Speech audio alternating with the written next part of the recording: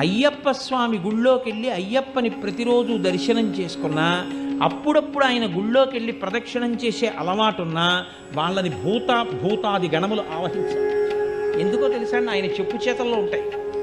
ఒరేయ్ నువ్వు వాడి జోలికి వెళ్ళకు అంటాడు ఆయన. వెళ్ళం, మీకు ఉపకారం కాదండి, ఇంకంతకన్నా ఉపకారం ఏంటి? వాళ్ళు వచ్చి మీ మీద పడిపోయారు అనుకోండి, ఎన్నుంటే మాత్రం ఉపయోగం ఏంది?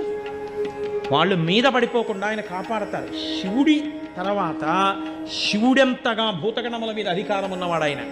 శివుడిలా ధర్మమునందు అనురక్తి ఉన్నవాడు, శివుడిలా గురువులంటే ప్రీతి ఉన్నవాడు, శివుడిలా జ్ఞానమిచ్చి మోక్షం ఇవ్వగలిగిన వాడు, విష్ణువులా పూర్ణుడు, విష్ణువులా పుష్కలుడు, విష్ణువులా ఏది కావాలంటే అది ఇవ్వగలిగిన వాడు, అమ్మవారిలా శక్తి స్వరూపుడు, అమ్మవారిలా నిరంతరము ఎటువంటి కదలికలైనా కదలించగలిగినటువంటి వాడు, ఎంత శక్తినైనా ఇవ్వగలిగిన వాడు, ఇన్ని కదలికలను ఆపి లయం చేసి మోక్షం ఇవ్వ